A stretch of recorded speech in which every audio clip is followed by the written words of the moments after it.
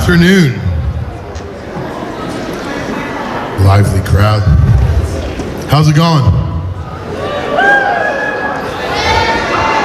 Okay. So, my name is Michael DeLeon. I run a nonprofit organization called Steered Straight. Do any of you remember me from middle school? Well, you're all absent that day. Do any of you remember me 3 years ago from this school? Yeah. The rest of you are like, who the hell is this guy? All right. My name is Michael DeLeon. I live in Nashville, Tennessee. I travel all around the country, every state. I've been to 27 different countries. And I came to talk to you about life. I hope you can see the screen, but I really appreciate if you'd listen. I did not come to waste your time. I did not come today to waste your time. For your administrators to take you out of the classroom, for your heroes to give up their learning time so I can talk to you, it must be important. And I know for some of you, there's like 60 I can hear right now. I know for some of you it's hard to concentrate, you know what I mean? Your mind just scattered. And you know, listen, I didn't come to waste your time, and I didn't come to waste the time of the people who are sitting next to you. They probably want to hear this. What I'm about to share with you is the most important information you'll have heard so far in your life. And I mean it. Kentucky is the third highest state in America per capita for drug death. I live in Tennessee, we're number 7 per capita. We have a crisis of epic proportions, and the number 1 cause of death in America, 27 years of age and below, is drugs and alcohol. And I'm trying to stop it. So I've testified before Congress 154 times, under Obama, under Trump, under Biden. I've testified many times in front of House and subcommittees. I've tried to educate our leaders in this country about what's happening. I just submitted to Trump to become the drug czar in our country. I don't think he's gonna pick me. You'll understand why in a minute. But I'm a filmmaker, so I've done 5 movies of my own. I've worked on hundreds of movies, full feature movies, TV shows, music videos. And that's what I do for a living. That's my job, so I can get up every single day and do this. And a lot of my movies, a lot of my projects have been on drug addiction. And I'm trying to stop what's happening. I'm trying to stop what's happening in Kentucky, in Tennessee, in every state in this country, but I know I can't. But here's the thing, and this is why I do this. You can. You can change and stop what's happening in our country. How many of you in this gym know someone in your family, extended family, relative, neighbor, wherever? How many of you guys in this gym know someone in your life that's negatively affected their life with drugs and alcohol? Raise your hand. Whoa, okay. How many of y'all know someone who, because of drugs and alcohol, they ended up in jail and prison before? Okay. How many of y'all know someone who, because of drugs and alcohol, they got locked up, but then they got out, and then they went back on drugs and alcohol, went right back to jail and prison again? Wow.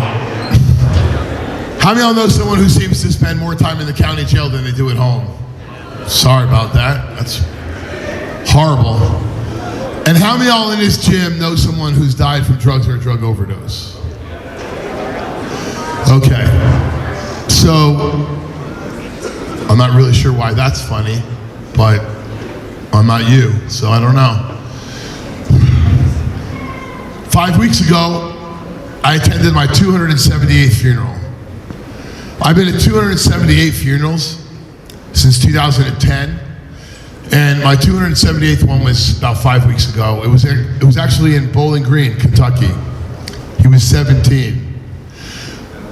For some reason, these parents went away on vacation, left their teenagers at home alone. Maybe that is not surprising to people, I guess, but why leave 2 teenagers home alone on fall break? But anyway, they left them home alone and they decided to have a party. And I don't know if you've ever experienced this. You know, somebody wants to have a party and they invite 10 people and 250 people crash the house, right? So there's like 200 people at this house, and one kid selling prescription pills at the party. he's obviously been selling pills at school, but nobody wants to tell on him, because that's snitching. So he sells pills at this party, and his boy buys a pill, a Percocet. And his friend said that was the first time he ever took a pill. Well, unfortunately, it was the last time he ever took a pill, because it wasn't a Percocet. It was a fentanyl-laced pill. How many of y'all heard of fentanyl before? Well, that's good. Fentanyl is the number one cause of death in America, 18 to 45. It is the number one overall cause of death in our country. Not heart disease, not cancer, not guns, not obesity, not diabetes. Fentanyl, a poison. And so this kid buys a pill, it's laced with fentanyl, and he passes away. And I went to that funeral, and I was standing before this kid's casket. His parents were there crying, his grandparents were there crying, his aunts and his uncles were there crying, his little brother, little sisters were crying. Coach came to pay the respects, the principal came to pay the respects, the teachers came to pay the respects. And what's crazy? There's about 20 kids from that party, his friends, they came to the funeral. They came to the funeral parlor to pay the respects to the kid. The kid who died, who bought a pill from another kid that nobody wants to tell on. He sold a pill to this kid and it killed him. He was 17 years of age. And I've been at 278 funerals, stood before 278 caskets, and I ask myself the same question every single time. First of all, the parents ask themselves the question every single time. When a parent or grandparent loses their child or grandchild to a poisoning, a drug overdose, drugs and alcohol, when they lose a teenager or a young person to drugs and alcohol, everybody asks the same question. Everybody asks the same question. How could this have happened? How could this have happened? I ask myself the same question too. When is America going to start to care? I mean it. When is this country going to start to care? America doesn't care, and I hate to say that because I love this country. I wasn't born in America. I'm an immigrant. I love this country, and I want America to care. So I came today to ask you to care. I came to ask you to care. I know some of you won't, but I'm asking you to think about it and care because we're losing people. Last year, the CDC announced we just experienced the worst year in American history. 107,735 Americans had died from an overdose of drugs. It was the worst 12 months in American history. And 1 month later, they announced, hey, ladies and gentlemen, fentanyl poisoning is 75% of it. Now it's 84%. 84% of every drug death in this country is a poison pouring into this country. And it's not coming from Amsterdam, and it's not coming from the UK. It's coming from China. The poison is coming from China. The CCP is importing a poison into this country, and it's the number one cause of death in America. When is America going to care?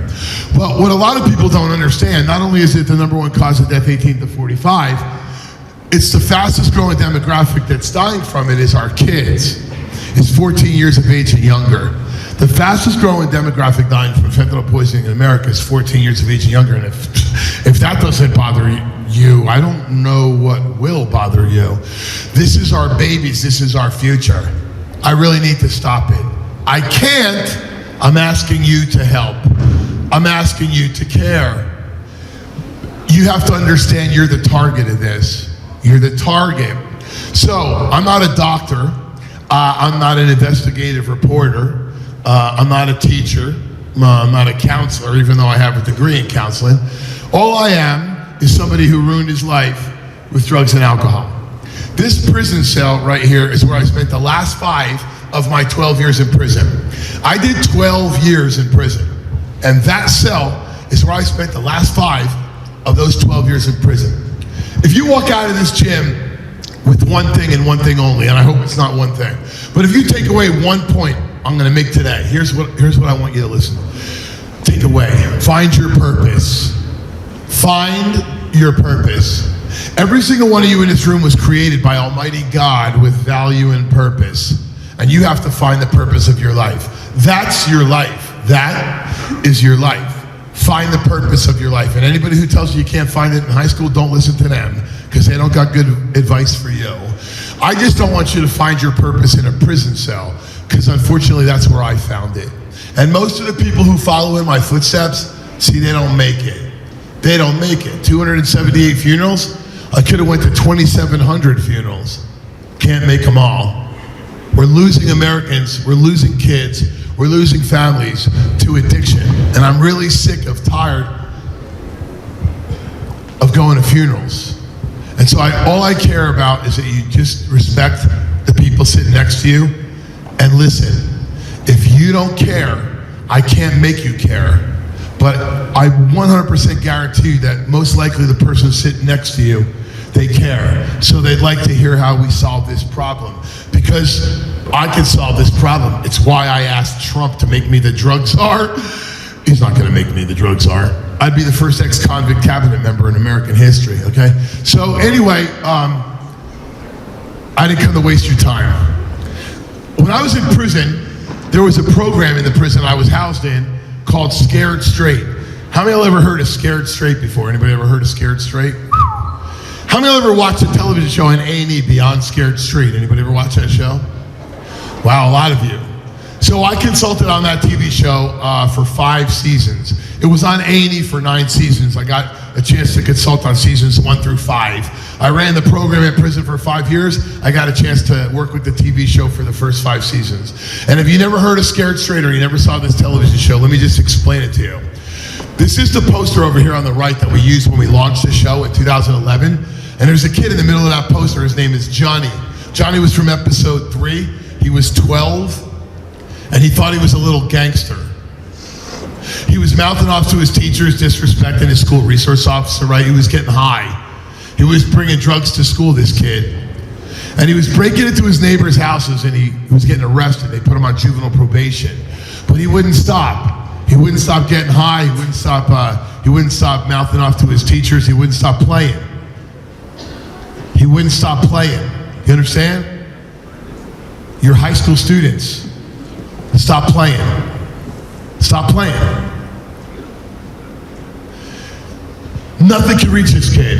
His mom is crying herself to sleep every night. His dad doesn't know what to do. So here's what we do with a kid like this. Scared Straight thinks you can bring a kid into the prison. You can have a bunch of inmates yelling at him and screaming at him and threatening him. I'm going to get you, kid. You come in here, you're going to die. So Johnny's all scared. He wets his pants. Ah! At the end of the television show, there's a narrator. The last 90 seconds of the show, we have this narrator. He gives you an update on all the kids, like where they are 6 weeks later. And the narrator's like, little Johnny's doing his homework and listening to his mommy now. And you're like, no, he ain't. That's crap. No, he ain't. Come on. By a show of hands, how many of you Panthers believe you could bring a kid like Johnny? He's breaking the law. He's getting high. He's disrespecting the adults in his life. He just won't listen. How many of y'all think you can take that kid, bring him into prison, have a bunch of inmates scream at him and yell at him and threaten him for a couple of hours, and it changes his life instantly? How many of y'all think Scared Straight works? Raise your hand. No hands. How many of y'all think Scared Straight doesn't work at all? Look at the geniuses in this room. So you know, 8 out of 10 of every kid who came into that program ended up in prison. 80% of them. And 15% of them died before their 18th birthday. 95% of every kid who came into Scared Straight died or went to prison. So it didn't work. They weren't scared. It didn't scare them. Scared Straight doesn't work. Well, why would I want to do something that doesn't work? I didn't. I don't. So instead of trying to scare kids, I said I wanted to steer them. I don't want what happened to me to happen to you. I don't want what happened to me to happen to you, but there's not a student in this room that thinks that's a possibility. Nobody thinks they're going to end up in prison. Anybody? Who's going to end up in prison? Anybody? Not one hand? Anyone going to be a drug addict, homeless on the street, living in a box? Anyone? 47 in your parents' basement, you know, with 7 DUIs, riding your bicycle to Subway to make sandwiches. Anybody? Nobody, huh? I saw a couple of class clowns. I know you need some attention. Go get it somewhere else, clown. I don't reward ignorance with attention. Nobody in this gym wants to end up in prison. Nobody in this gym wants to be an addict or an alcoholic. Again, how many of y'all in this room know someone who's in jail and prison because of drugs and alcohol? Most of the audience. Well, I guess. I promise you they didn't think it was going to happen to them either. If you think I thought this was going to happen to me, you're sadly mistaken. if you thought, if somebody came to my school when I was in high school, first of all, I would be respectful. But if somebody came to my high school and told me the story I'm about to tell you, I 100% promise you, I would have been like, cool story, bro. But it ain't gonna be my story. That's not gonna happen to me. Well, it happened to me. So, almost 30 years ago, my life drastically changed with the most tragic thing that could have ever happened in my life. And the pain doesn't go away. And my story is just another story, but I don't want it to become your story.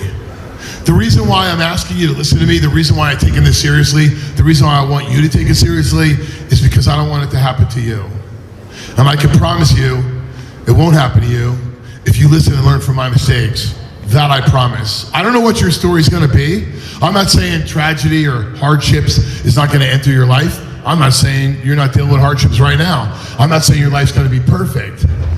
Well, I can promise you, you will not have my story if you learn from my mistakes. And that's the only reason I came. How many of you in this gym know a high school kid? Could be here or anywhere else. Could be here, Panthers in Barberville. Could be Corbin. You know how Corbin kids are, right? Yeah. Come on, that was funny. All right, good. So, how many of you guys know a high school kid here, Corbin, anywhere, Lexington, Louisville? How many of y'all know a high school kid here or anywhere else who drinks alcohol? How many of y'all know a high school kid who drinks alcohol? Wow. How many of y'all know a high school kid who smokes weed? Oh, look, double. Double the hands just went up. How many of y'all know a high school kid who vapes? Look at that. How many of y'all know a middle school kid who vapes? Look. How many of y'all know an elementary school kid who vapes? What? A third grader with an elf bar? All right. Okay. So, I was in Idaho in August of 2020. COVID was kind of winding down in some places. But Idaho went right back to school. I was in Emmett, Idaho in August of 2020. I had an auditorium full of high school kids, and I did this presentation. And as they were filing out, I heard over the loudspeaker, the middle school principal says, "Middle school kids, line up. You're going to the high school auditorium for the vaping assembly." I'm like, it's not a vaping assembly. Could you go tell her it's not a vaping assembly? She said it was a vaping assembly. Never mind. So all the middle school kids lined up.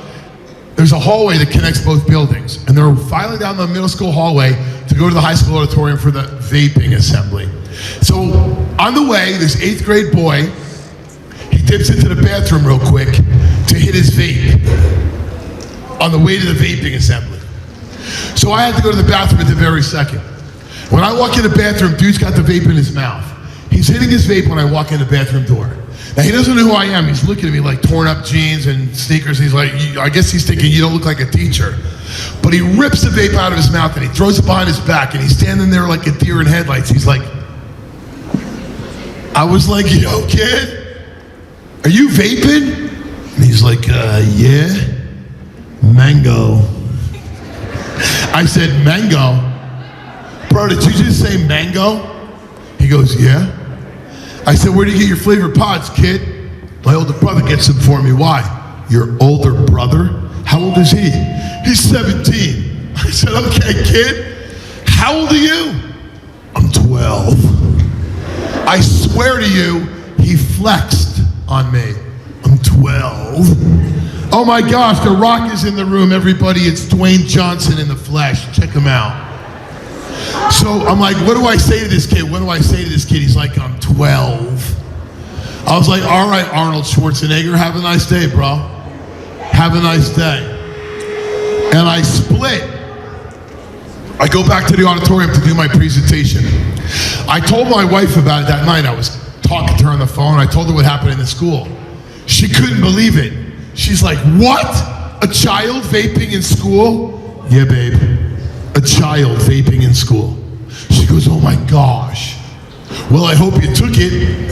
I said, took what? She goes, the vape. You took his vape, right? No. I'm not his father. I'm not a school official. I'm not going to take something from a kid I don't know. Well, I hope you went to the principal and got him in trouble. No. I went back to do my presentation, I told you. So my wife is like, I don't get it. I was like, yeah, I know, babe. I'll explain it to you when I get home. She don't get it. She's smart. My wife is so smart. 2 master's degrees. She's a little genius. My wife has done one dumb thing her whole life. What was that? Who said married me? You're right, 100%. Dumbest thing she ever did, marry him. So, besides marrying me, she's golden, okay? But she doesn't get it. She doesn't know why I didn't take that kid's vape in that bathroom. She doesn't know why I didn't go get him in trouble with the principal, but you do. You're high school students, smartest people on the planet. So I know you get it. If I took that kid's vape in that bathroom, yes or no, would he have got another vape? If I went and took him and got him in trouble with the principal, that have stopped him from vaping? Told you. So I just did the presentation. Kid walks right down the aisle of the auditorium at the end, and he comes right up to me. He comes up to me and goes, can I talk to you? Yeah, Mango, come here, Mango. What's up, my fruity little friend? So he looks at me, he says, I had no idea. I said, no idea what? Everything you told us, everything you showed us today, I had no idea. I thought vaping was no big deal, I swear. Here, I don't even want it anymore, you take it. And I was like, you're giving it to me? He's like, yeah, you scared me, I don't even want it anymore, you take it. I said, kid, let me tell you something. You're my hero. We throw that word hero around so loosely in America. We call people who play sports, chase balls, heroes. They ain't heroes. You know who heroes are? Foster parents. You know who heroes are? Counselors. Single moms, single dads raising their kids. Cops, our military. That's heroes. Family Resource Center. Those are heroes. And I say, kid, you're a hero. You're my hero. For you to listen, instantly apply it to your life, change, give it up, choose your health, your life, your future over some stupid metal, plastic, rubber device, you're a hero to me. And I'm gonna get rid of this thing for you. So I sat there that night with this stupid vape on the table, and after talking to my wife, I said, you know what I'm gonna do? After every presentation from now on, I'm gonna ask kids to give up their vapes. At the end of this presentation, you got a vape, come give it to me. No questions asked, you come give it to me. Kids were like, come on, bro, no one's gonna give you their vape. No one's stupid enough to give you their vape. Well, I put up a post yesterday on Facebook because yesterday I crossed 11,000.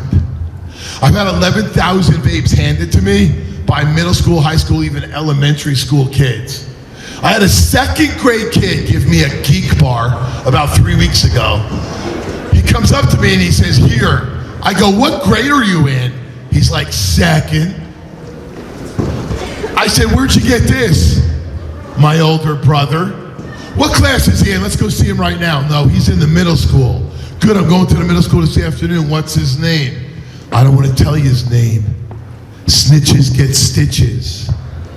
I said, stitches get what? He goes, stitches. What are stitches, kid? I don't know. Okay. If that wasn't so tragic, I guess I'd laugh too. This morning, I was at the middle school, your middle school. How many of y'all got brothers and little sisters in middle school? Raise your hand if you got a little brother, little sister in middle school. So I was at the middle school this morning, and I had 2 kids come up and give me their vapes, 2. A 6th grade boy and I think a 7th grade boy. 2 vapes handed to me today. Yes or no? Are these the only 2 vapes that are in the middle school today? Are there more? Yeah. So you mean to tell me middle school kids walked out and kept their vapes on them? Yeah, you're right. Now, why would they do that? There's only 4 reasons. There's only 4 reasons why a kid will walk out of here and not give me their vape. Number 1, you think you're gonna get in trouble. You're not. I'm telling you factually, you're not. I don't care if the principal's standing right next to me. I don't care. You can put the vape in the principal's hand this afternoon, you ain't getting in trouble. That's a fact.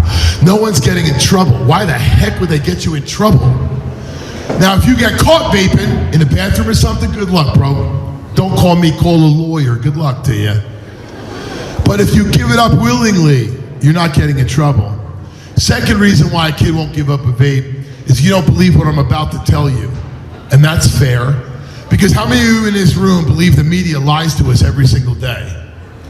Raise your hand if you think the government lies to us every single day. Raise your hand if you think the government uses the media to tell us the lies that the government once told to us. Okay? So you might not believe what I'm about to tell you. And that's fair. Because you have a lot of people lying to you. You really do. So I came to give you the truth. But you might not believe me. That's sad. Number 3 reason a kid won't give up a vape is you don't want your friends to see you giving up your vape. Maybe your friends don't know you're vaping, you don't want to disappoint your friends, or maybe you think your friend's perception of you is more important than your perception of yourself, and you think they'll make fun of you for giving up a vape. Well, let me explain something to you. You got the wrong friends, and you don't know what a friend is. If they would judge you because of some responsible thing you do, you got the wrong friends. But the real reason, I believe the real reason a kid won't give up a vape is because they're straight up addicted to it. Absolutely addicted. How many of y'all in this room know a kid who's straight up addicted to vaping? Addicted. How many of y'all know a kid? How many of y'all know a kid who wants to quit vaping but they say they can't because they're addicted? All right. How many of you guys know kids who are vaping behind their parents' back? Their parents have no idea they're vaping.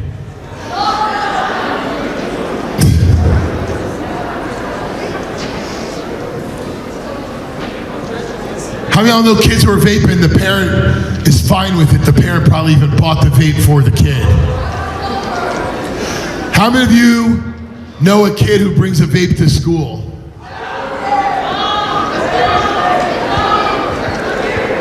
Yo, are you guys freshmen? Is a freshman over here? I'm asking, are you guys freshmen? Sophomores. Okay. You're not 6th graders, right? You're not a 6th grader? Listen. I'm going to ask you one last time. I really am.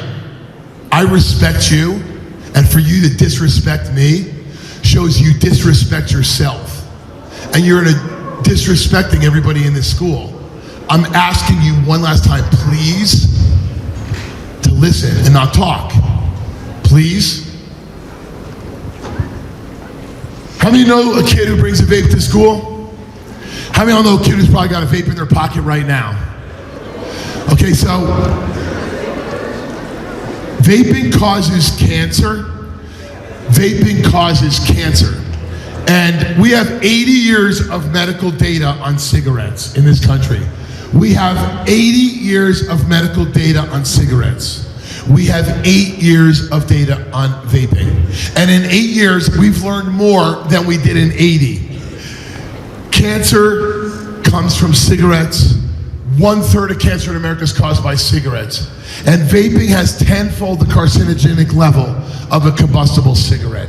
Vaping is not safer than cigarettes, even though that's what the tobacco industry told America. Vaping is not invented to help people quit smoking, even though that's what Big Tobacco told America. Vaping was invented to hook kids to become replacements of dead smokers. And it worked. And your federal government allowed it to happen.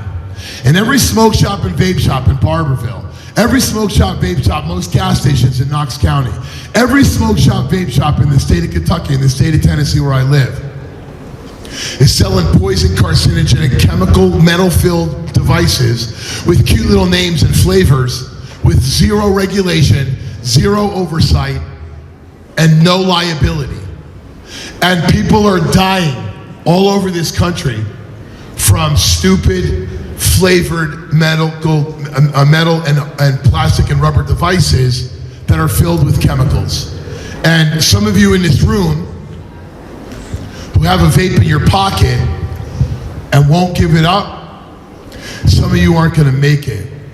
And that's what I want to stop. And I have interviewed 18,000 inmates over the last 17 years, 18,000 men and women who are incarcerated in prison. I've interviewed them. And I asked them what were the first drug or drugs that they did and how old were they when they did them. And And 96% of 18,000 men and women incarcerated in this country right now said they used and abused alcohol and nicotine and marijuana before the age of 18. I asked every single one of you about those three substances, and not only did almost all of you raise your hand, you raised your hand laughing, smiling, thinking it's funny. More than half of this school raised their hand that they knew an elementary school kid vaping. Well, it might be funny to you, but it won't be funny what happens to you. And that's what I'm trying to prevent. So, how did I get it here? How did I end up in a prison cell? Well, to find out why someone ends up where they end up, you have to see where it starts. So I'd like to tell you where it started for me. And trust me, what I'm about to tell you is not easy for me to say. I'm going to try to get through it without bawling my eyes out. I'm going to tell you my story, and I wish it was someone else's story. It's not easy for me to tell, even all these years later, but I'm asking you to listen because I feel it's vitally important. This is where I ended up, a prison cell. And again, I'm sorry for the glare of the sun. Can't see the screen that well. This is me on a horse at age 3. My family's from Ireland. I was born in Ireland, and they immigrated to America when I was 4.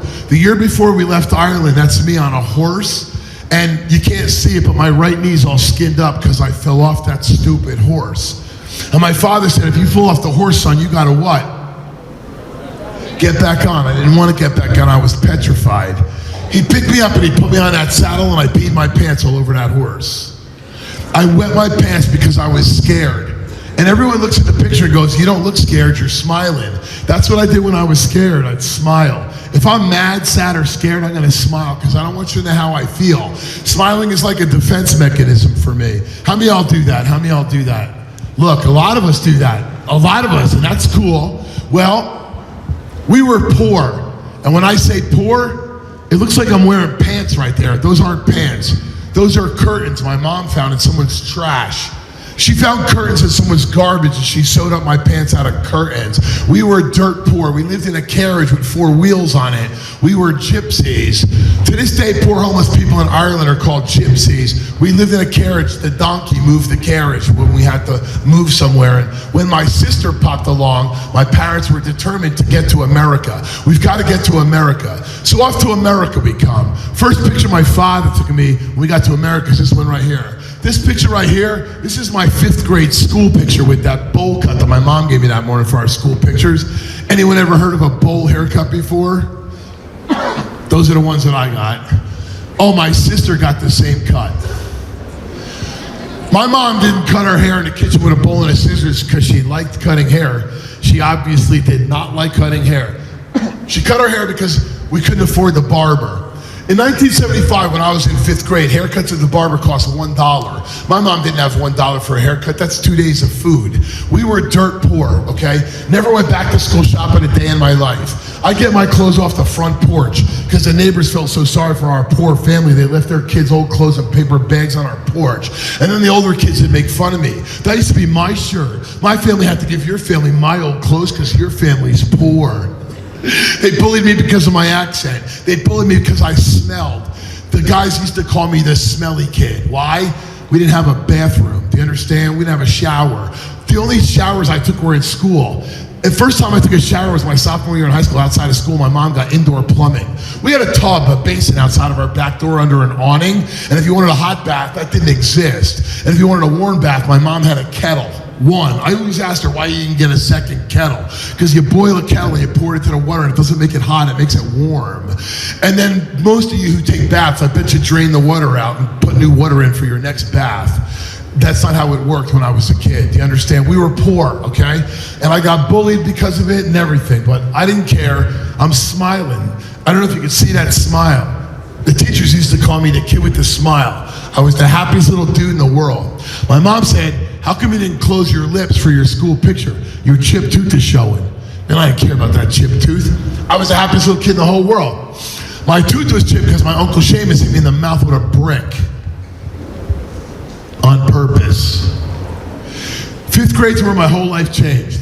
My father was an airplane mechanic. He was always on the road. You'd have thought would have made more money, but he didn't. So he was gone before we got up for school in the morning. He would get home until we were already in bed at night. So I didn't get to see my father a lot Monday through Friday. So my uncle said, well, we're going to step it up. We're going to be your father. We're going to make a man out of you. And that meant their fists on my face. They used to snatch me up in the yard and wrap me up with duct tape. And my Uncle Mike would drag me to the garage by my hair. They threw a rope over the rafters in the garage and tied it around my neck and pulled me up. I'd be hung to the ceiling and duct taped. And they cut the tape off my arm so I could pull myself up. And if I didn't do it fast enough for them, they'd kick the chair off from underneath my feet. They would dangle me there until I passed out and lay me on the garage floor unconscious. And I'd be there for hours. And I'd come to like 8, 9 o'clock at night, and I'd walk into my house, and my mom had been freaking looking for me. Where have you been, lad? I lied straight to her face. Playing, son, go to your room, Ma. I'm so hungry, can I get some dinner? Your brother and sister ate your dinner, lad, now off to your room. She wasn't sending me to my room without supper because she was mean. I lied to her face. They were her brothers beating me. And if I told my mom what her uncles or her brothers were doing, what my uncles were doing, she'd have put them out. She'd have put them out, but I didn't tell her because they told me they'd beat me hard if I ran my mouth. Then they told me that lie a lot of kids get told. Hey, family business is family business. So I kept it to myself. And my counselor tried to help me. I told her I was good. My teachers tried to help me. My coaches tried to help me. My principal. Everybody tried to help me. I said, I'm fine, I'm good. I just kept smiling like everything was okay. And the smile lasted until May of that year. May of 5th grade, I got off the bus one day, and my father's in the driveway packing up his car. He's getting ready to go on a business trip. And I was like, I'm going to find out where Daddy's going. So I ran across the lawn, up the driveway, and I was like, Daddy, where are you going this time?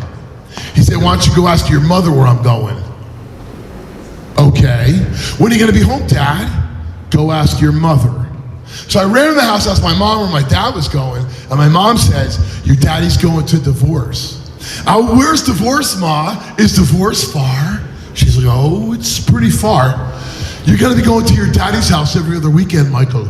And I'm looking at my mom like, what do you mean daddy's house? This is mommy and daddy's house. I don't understand, Mom, where's divorce? See, that word wasn't in my vocabulary. I didn't know what divorce was. I thought divorce was a city my dad was going to go work at, and then he was going to come on home. And this is going to sound crazy to every single one of you. I didn't know one single kid in school whose parents were divorced, not one. How many of you in this gym know a kid whose parents were divorced? Welcome to America. Hey, did you guys know that up to 60% of American marriages end in divorce? Did you know that?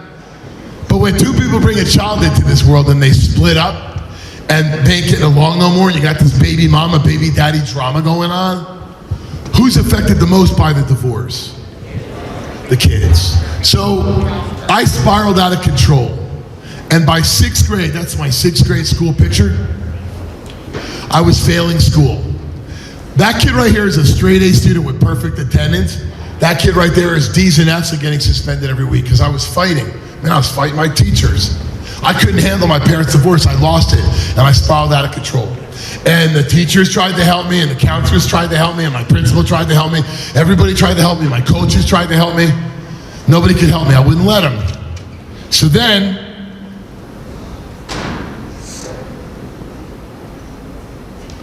my mom comes to pick me up suspended from school.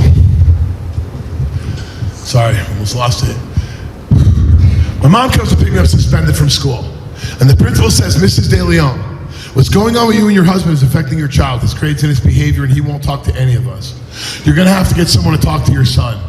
So my mom says to the principal, well, I'll take the lad to get some counseling. Counseling, Mrs. DeLeon, that's a good idea. Take your son to get some counseling. So my mother takes me to a trusted adult in our school district to get some counseling, and that trusted adult sexually molested me 6th, 7th, and 8th grade. And if you think I wanted to talk about that, I sure didn't. There was 8 of us. 7 other kids in my school were molested by that monster. And they took him and they moved him off to Erie, Pennsylvania so he wouldn't hurt us anymore. And then you know what he did? He molested 54 more kids. And so I carried that hatred around me my whole life. And for molesting over 60 kids, guess how many days he got in jail? None. He never even answered for it. And I carried that hatred around me my whole life. And I never talked about it again, except once. In the middle of 6th grade, I talked about it to one person. Not my counselor, not my principal, not my mom, my dad, my coach, my teachers. I was home suspended from school one day. I was sitting on a brick wall watching a basketball game down at the basketball courts, and there's a bunch of grown men playing basketball in the middle of the day. And there's a boy from our neighborhood named Jimmy. He's 17, coolest dude in the whole neighborhood. He's sitting playing basketball with all these older guys, and I'm sitting on this wall watching the game. And Jimmy comes over after the game and he grabs his towel and he wipes all the sweat off his chest, head, and face. This towel was so nasty and disgusting, he could have wrung his sweat out. But he throws the towel in my face and it wraps around my head. It is so nasty, I got his sweat dripping off my nose and my chin. And I threw the nasty towel on the ground, I started bawling my eyes out. Well, I guess Jimmy had this Grinch moment for a second, and he felt guilty about what he did. So he said, "I'm sorry, little man, what's the matter with you?" "Nothing, Jimmy, go away. Leave me alone, Jimmy, go away." "Give me that towel, kid, I'm sorry. I was just kidding, I apologize. Talk to me, what's the matter?" "I don't want to talk to you. I don't want to talk to anybody." But I needed to talk to someone. Let's see, who could I talk to about all my problems? Counselor, social worker, school resource officer, principal, mom, dad, teachers, grandparents. Man, I had people to talk to. I didn't talk to none of them. I talked to 17-year-old Jimmy. And 17-year-old Jimmy listened to me. He did. He sat there and he listens to me. And he turns around, he opens up his backpack, and he pulls a pack of cigarettes out of it. And he threw a cigarette in his mouth and he lit it, took a big drag, blew it on out. He said, "Here you go, little man. This'll help calm your nerves." "Calm my nerves, Jimmy? Okay. My nerves? Okay. Hey, Jimmy, what are nerves?" I don't even know what nerves are. I'm going to calm my nerves with a cigarette. So I took that cigarette, I took a big drag just like I watched him do, and I blew it on out. I didn't cough. The hair on my arm stood up, man. I had a rush to my brain. And you know what's crazy? For like 3 minutes, all my problems went away. I smoked a second cigarette. I smoked a third cigarette. For 15 minutes, all my problems went away. They didn't really go away. It's just that I didn't think about them. That's the funny thing about people who are addicted to drugs and alcohol. I ask them all the time, your life is a mess. Your kids taken from you. You've been in and out of jail. Why do you keep getting high and drinking? And they say, "To escape my problems." Really? How's that working out for you? It ain't working out for you. You can't escape your problems through drugs and alcohol. This girl gave me a vape last week in Mississippi, and I said, "How old are you?" She goes, 14. I said, "How long you been vaping?" "Since I was 10. 10? Why did you start vaping?" She goes, "I have anxiety." I said, "You have or you had?" "I have anxiety." You started vaping for your anxiety, but you still have the anxiety. Is it better or worse? She goes, "It's worse than ever." And I was like, "Well, duh, maybe the vaping isn't helping with the anxiety." She goes, "It's not, it's making it worse." That's because it's a psychostimulant. Nicotine salts is a psychostimulant. "Are you on anxiety medication?" She's like, "Yeah." I said, "Well, then there's a drug-to-drug interaction between the synthetic nicotine and your medication. It's making your medication ineffective. It might make it counterproductive. You are vaping with medication. If you're weed with medication, if you're drinking alcohol with medication, you have a problem. And the problem is it's not helping you if you're on medication. And it's not going to help you regardless. Drugs and alcohol don't help you with your problems." Well, I didn't think about my problems for 15 minutes, so I kind of thought they all went away. They didn't. So I'm walking out of the basketball courts to go home, and Jimmy says, "Hey, little man, we're having a party Friday. You should come." "A party, Jimmy, and I could come? I hope there's going to be ice cream, cake, and donuts there." That ain't the kind of party he was inviting me to, you know what I mean? So I went to this adult house party and I sat on a sofa in the middle of the living room, and this guy named Garrett comes over. He was 21, he was Jimmy's best friend, and he sat down on that sofa next to me. And he had a big cup of alcohol in his hand. And he said, "Hey, little guy, it's time to become a man." And I don't think 11's time to become a man, and alcohol don't make you a man. But I drank that cup of beer down like it was a cup of water. And now all the adults at this party think it's funny to be doing shots of liquor with me, getting me drunk. I don't even know how I got home to my house. I woke up on my bed Saturday morning, vomit from head to toe. I puked on myself all day long, ran out to that toilet 20 times to get sick, thought I had the flu. Well, as you all know, it wasn't the flu. But about 6 in the evening, I started to feel a little bit better. And I smelled, so I need some fresh air. So I got to go stroll through the neighborhood and get some fresh air. So I stroll through the neighborhood and happen to walk right by the same house where I got drunk. Well, Saturday night there's a bonfire party going on and the music is bumping. So I was like, I'm gonna go check this out. So I went back down behind that house and I sat on a log in front of the fire. And this kid hands me a cigarette and I start smoking it. I'm 11. This kid hands me a beer. I start drinking. I'm 11. And the kid sitting right next to me, he's got a funny looking cigarette, like it was twisted up, like he rolled it himself or something. And I was like, what kind of cigarette is that? He's like, here kid, why don't you smoke this? And so I put a joint in my mouth at 11 years of age, and it took me on a journey. Alcohol, nicotine, and marijuana. I was addicted to pills called Quaaludes by 12 years of age, and I was eating those things like they were Skittles, and they messed me up. On my 14th birthday, somebody put 2 white lines on a mirror, rolled up a dollar bill, and said, here, kid, it's gonna make you feel really good. And the problem is, it really did, until it didn't. And then they showed me how to smoke the garbage, and then they showed me how to put it in a hypodermic needle and plunge it into my arms. And that switched to heroin at age 17. And 2 days before my 19th birthday, my best friend in the entire world, he introduced me to the devil. He introduced me to meth. And meth took me on a journey. And that journey, obviously, I resulted in prison. And I spent 12 years in prison. Now, I didn't want to go to prison. This was not supposed to be my story. I would not have raised my hand if somebody asked me if I wanted to go to prison when I got older. That's not my goal. That wasn't my dream. It wasn't on my bucket list. It became my story. Why? Of the choices and the decisions that I made. And it wasn't the drugs. Like, that's why I said, tell that lady it's not a vaping assembly. I didn't come to talk to you about vaping. I didn't come to talk to you about drugs. Vaping and alcohol and drugs is not the problem. Vaping and alcohol and drugs is what kids think they can use to escape whatever problem that they aren't dealing with or they're not getting help with. When my mom asked me what was the matter, I should have told her. When my grandparents said, what's going on, son? I should have told them. When my aunt said, is everything all right? I should have told them what their husbands were doing to me. I should have told my school resource officer what that monster was doing to me. I had a pastor. I had a youth pastor. I had teachers. This is my cousin Kareem. That's his college graduation picture. That guy used to stop by my house after church on Sunday every week. Hey, little man, your mom says he ain't doing too good. How can I help you? I'm fine, Reem, I'm fine. Leave me alone, bro, I'm good. See, I wasn't good. I told all the adults I was good, but I wasn't good. So not only did I go to prison for 12 years, I got cancer twice. I'm a 2-time cancer survivor, thanks to Almighty God. And that redhead right there who got me through chemo and radiation. But I'm in the 17th year of a cancer study at Vanderbilt University in Tennessee.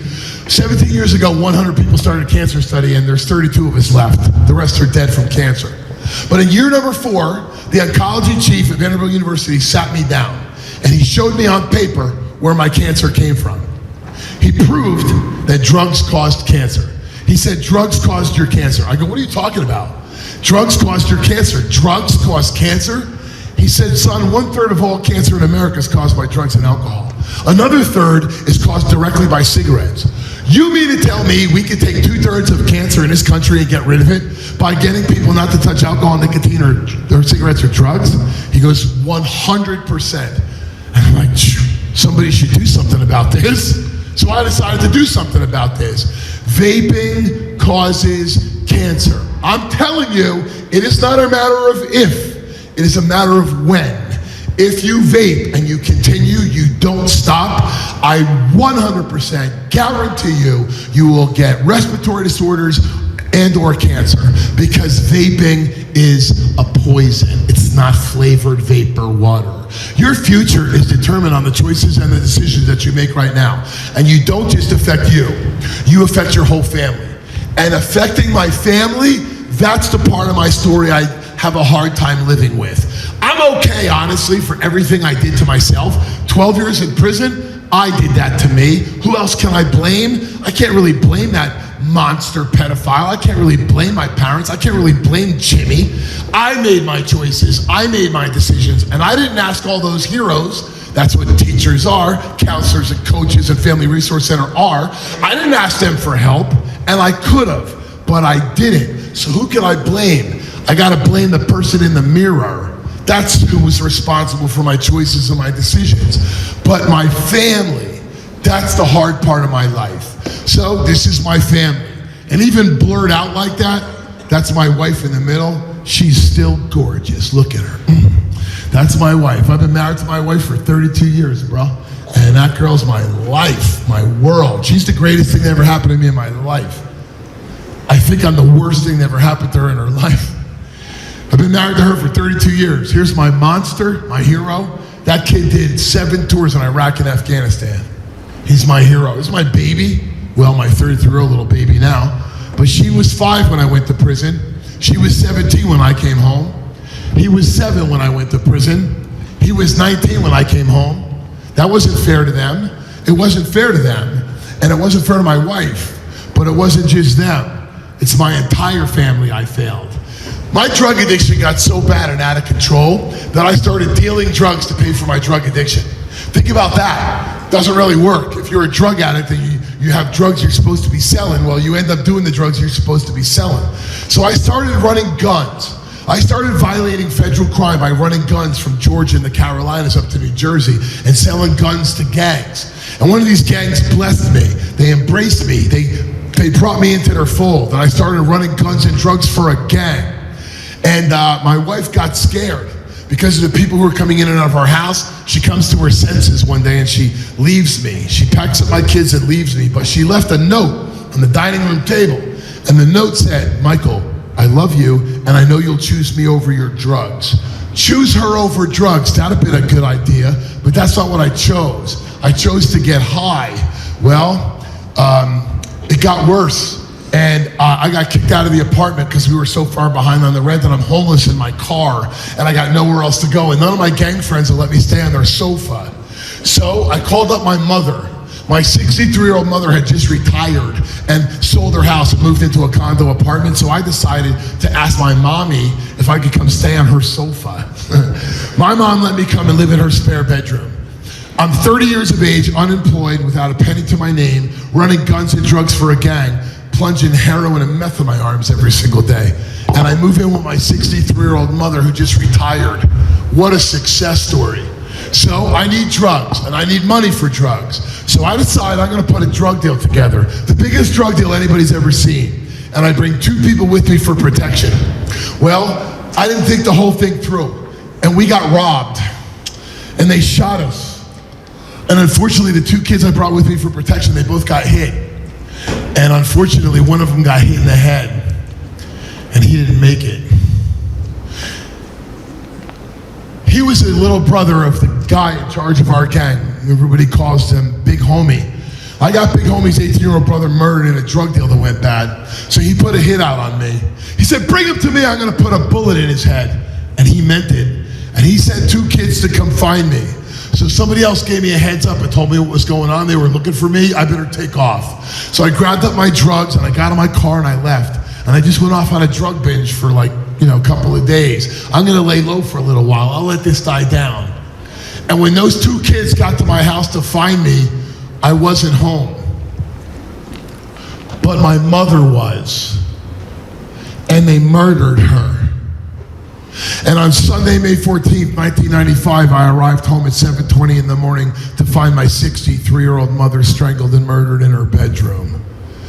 Sunday, May 14th, 1995, ladies and gentlemen, was the worst day of my life.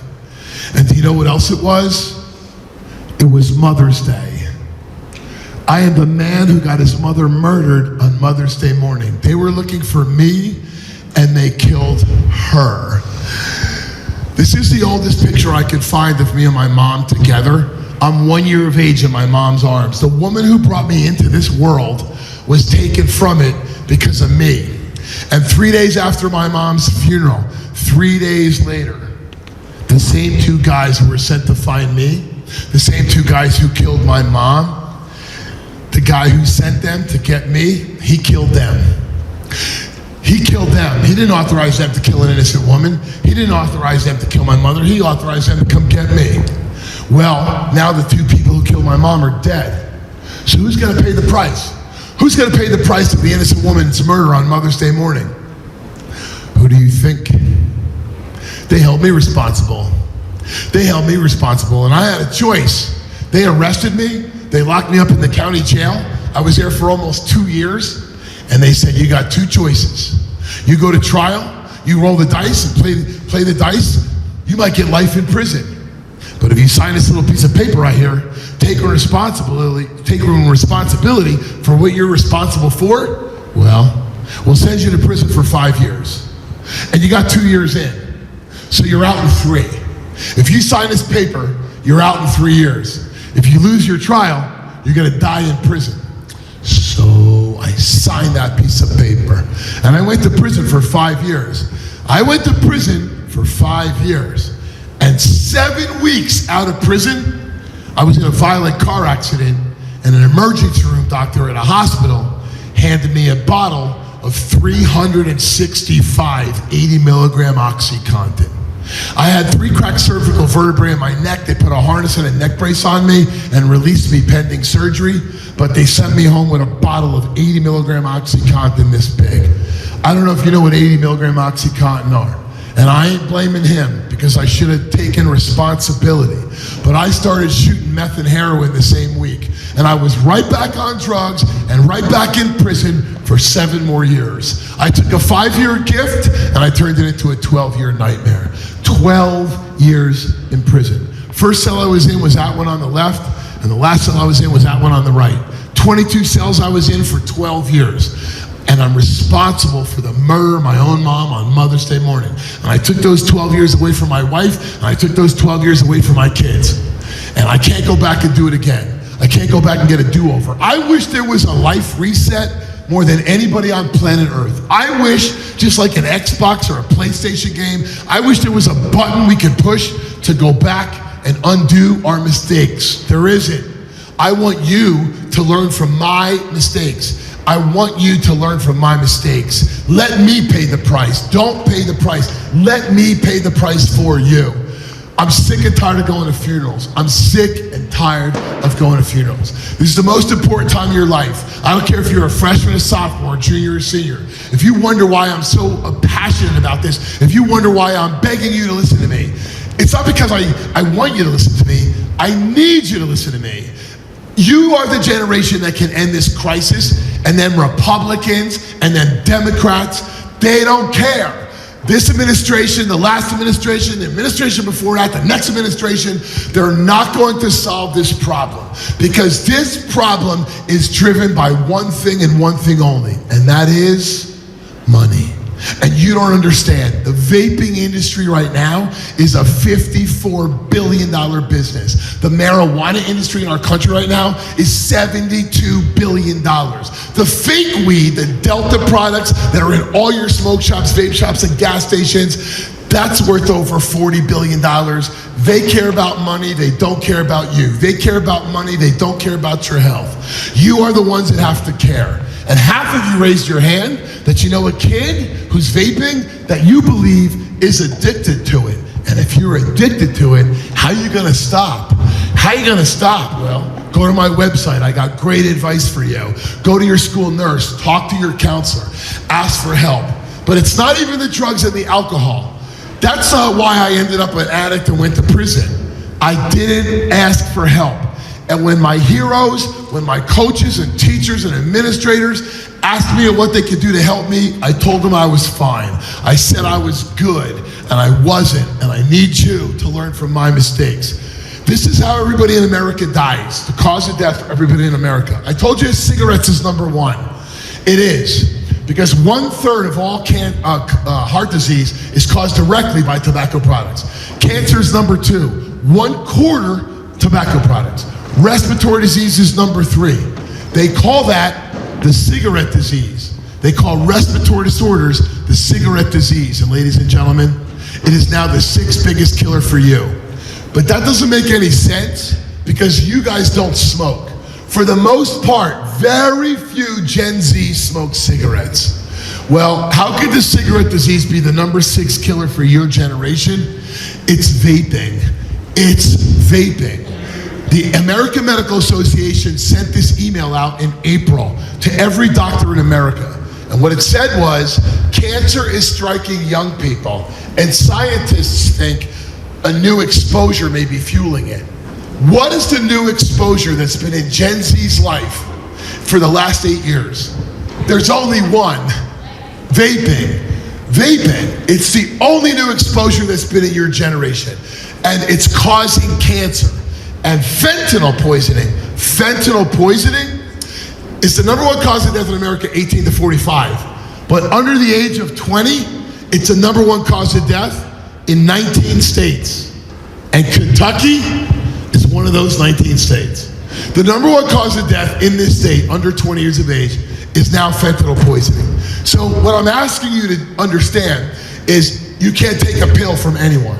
If someone's got a pill for you, the answer is no. You cannot tell the difference between a pharmaceutical grade pill from a doctor, a pharmacist, and a fake pill from some gang member, from some cartel that is pressing pills and sending them into our country. They're putting them, making them look like MDMA, ecstasy, Molly.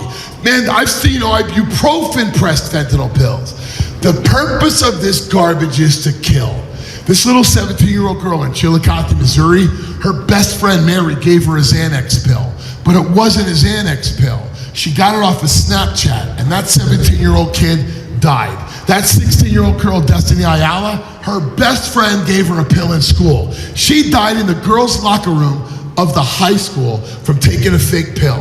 This is Zach Didier. That kid was 17. He was graduating as a junior, going to college. That's how far advanced he was. And he was buff, man. Worked out all the time. He was a lacrosse star. Played soccer, but this kid was a soccer star. And he's at the mall one day with his friends. And this drug dealer is geocaching kids on Snapchat. And he walks over to the group, and he's like, you guys are built, man. I mean, you guys must work out all the time.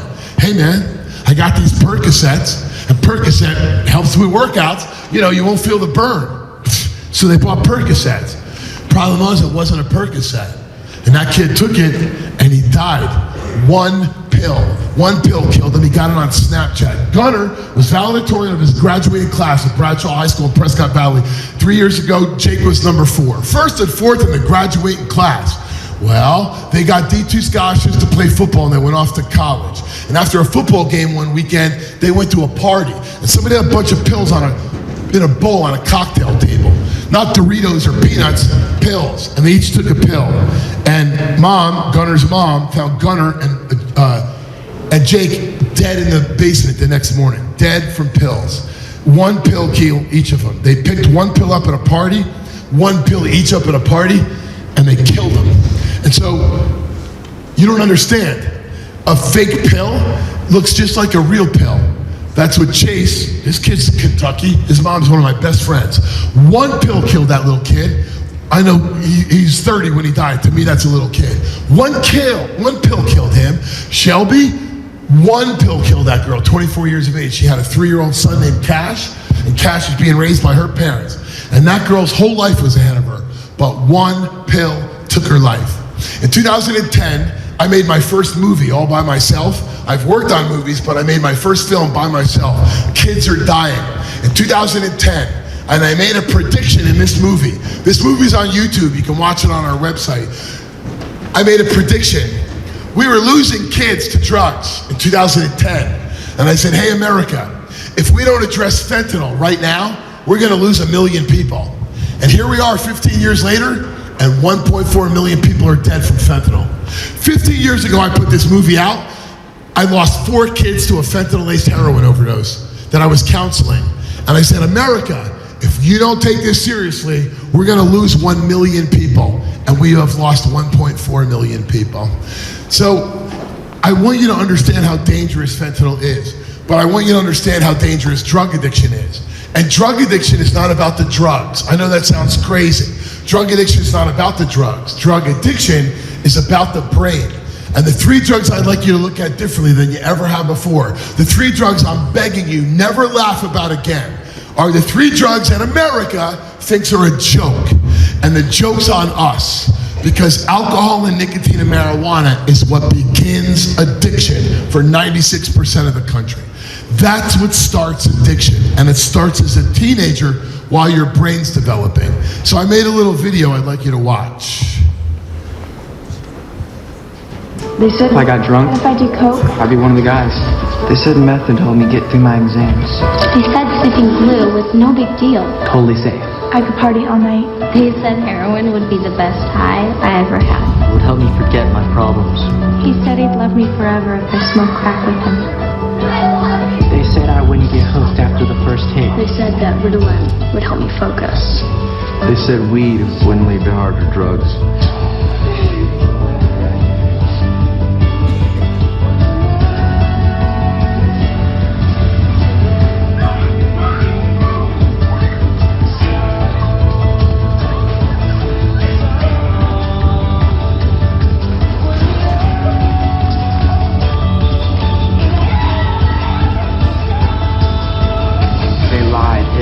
They lied. He lied. Find out the truth about drugs. Drugfreeworld.org. Drugfreeworld.org. So the truth about drugs is that they're a straight up lie. And I don't want you to lie to yourself, because once you get caught up into addiction, that's what you do. You lie to yourself. You tell yourself that everything's fine. On your way out, there's a table over there. There's 3 booklets. One's on alcohol, one's on marijuana, one's on drugs. They match this video, and there's a whole program that goes along with it. I've given it to your school, but you can go online and take it. It comes in 22 different languages, so you can send it to anybody and everybody, no matter what language they speak. I'm desperate to get this information into the hands of everybody in our country. On your way out, I'd like you to pick up all 3 booklets now. If you ain't gonna read them and you don't want them, don't take them. You're not hurting my feelings. You're breaking my heart, but you're not hurting my feelings. I'd like you to learn more about drugs. Because in the words of my favorite author in the world, well, God's my favorite author in the world, but my second favorite author in the world is a woman named Maya Angelou. And if you don't know who she is or you never read her work, you are missing out. She's the greatest author in the world. She said, you do the best you can until you know better. But once you know better, then you do better. All I am here is for you to know better. I want you to hear the truth because you're being lied to. And addiction doesn't begin as a teenager. As an adult, it begins as a teenager. I put this billboard up all over Kentucky. I put it in 38 states, over 500 billboards. Addiction begins as a teenager. 90% of drug abusers and alcohol abusers begin in their teens. And one of those teens I couldn't get through to is this one. This is Victoria Siegel. She's 16 in that picture. She's amazing. And 2 years later, she's dead from drugs. She's got an incredible family. When I say incredible, 7 brothers and sisters, and her parents are multi-billionaires. Not that money means nothing, it doesn't. But every protective factor this family could have had it. And she struggled. But she didn't tell anybody about it. Her mom is the Queen of Versailles, Jackie Siegel. She was discovered at age 18 on Cocoa Beach, Florida, became an international supermodel. They just gave her a Broadway show on her life. She was Mrs. Florida. Now she owns Mrs. Florida, Mrs. America. She owns the Mrs. World pageant. Her and her husband built the largest house in the country. It's 90,000 square feet in Orlando, Florida. The largest residential house in America. And a documentary was made on the building of the house, and it got picked up by Discovery Plus and turned into a reality TV show. And right after season 1 came out, they lose their daughter to an overdose of drugs. And I can tell you, in Bowling Green, Kentucky, 5.5 weeks ago, in the 278 funerals I've been to, including hers, every parent asks the same question: how could this have happened? Well, 2 weeks after the funeral, one of Victoria's friends texts her mother and tells her, Mom, you should go look at Victoria's nightstand. She kept a secret diary. So her mom went to the nightstand to get the diary, and it was horrendous, and it answered all the questions. So I asked her parents, let's publish a book. This needs to be published into a book. We could take her diary and save lives. I would do anything to bring Victoria back and stand next to me to tell you her story. I can't, she's gone, but I have her words. So we published her diary into a book.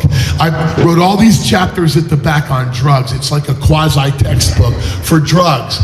And this book is saving lives. And all I want to do is get this book in the hands of every parent in America so they don't miss the signs.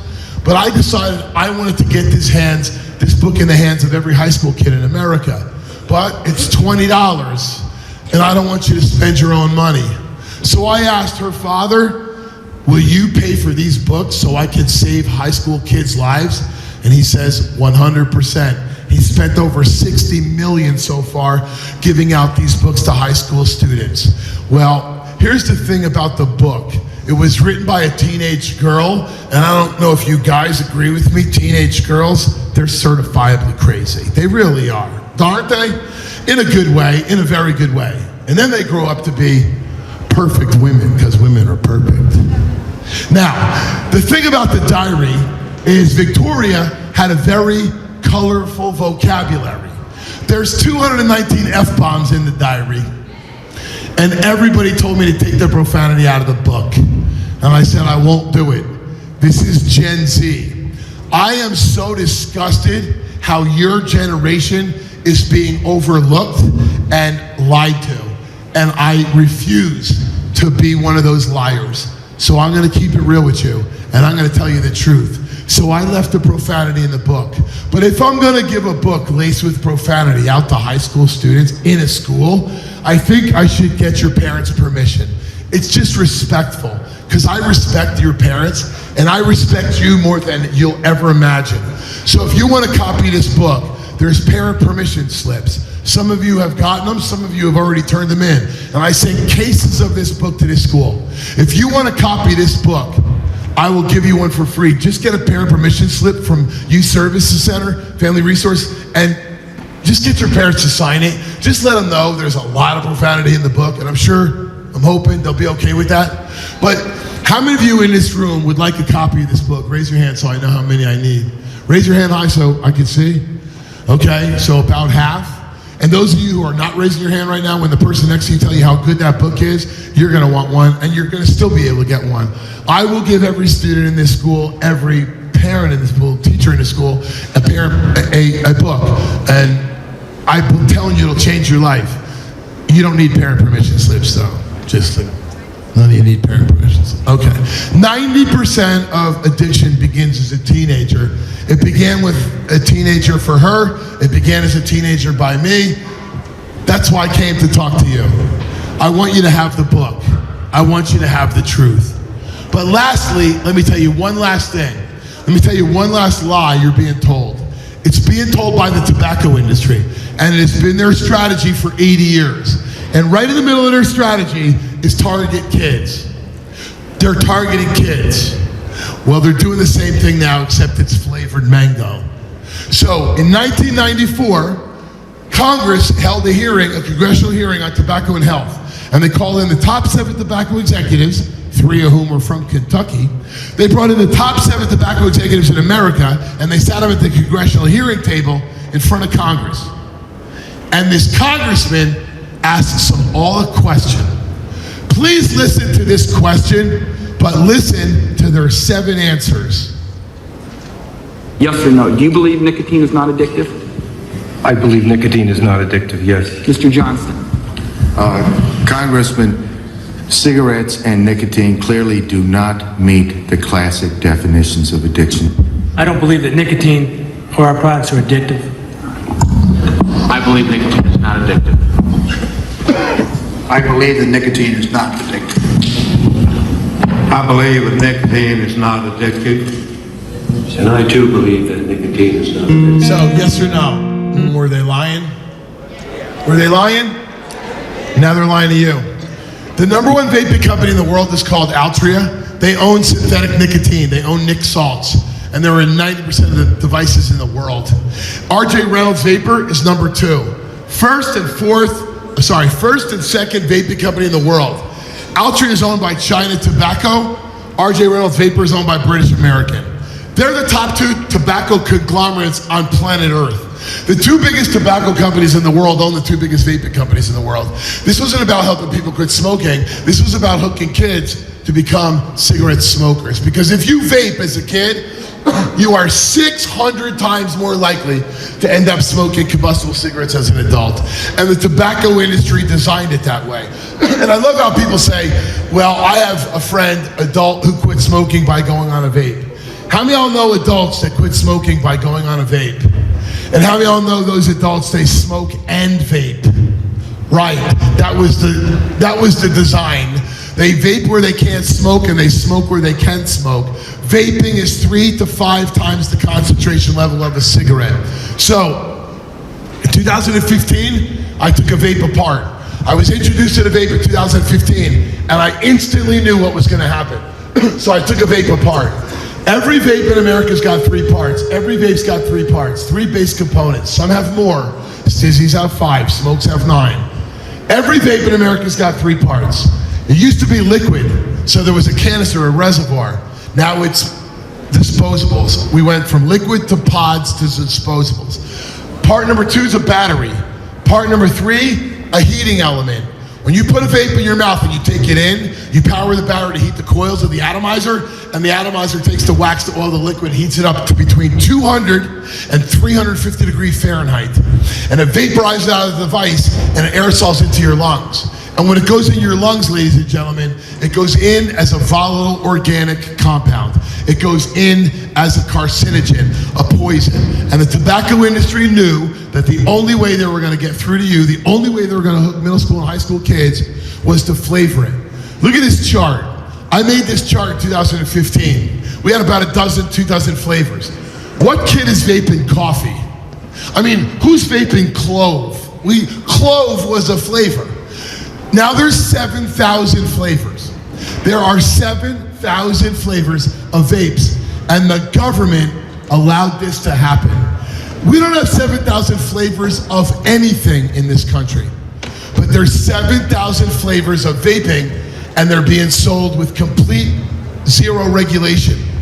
I want you to know something. Today's Friday, right? Tuesday of this week, the FDA testified before the Supreme Court of the United States of America. And the FDA told the Supreme Court, these flavors don't exist. The Biden administration banned all these flavors. Yeah. There's 7,000 vape flavors. They're not banned. They lied to the Supreme Court of the United States of America. So they made these devices look sleek that would fit in your pocket. They made them look like little pens that would fit in middle school kids' hands, okay? They made them look like pens. Juul became the #1 device in America. Looks like my clicker, looks like a thumb drive. Juul became the #1 device in America because they made a 4-flavor starter pack. They made a 4-flavor starter pack and they marketed it to middle school kids. Well, Views came over, took over, because they made the first disposable. Views made the first disposable. And in their internal paperwork, they said, kids love disposables. What do you mean kids? This is supposed to be for kids. And they made something called a puff bar, and they marketed it to middle school kids with 120 flavors.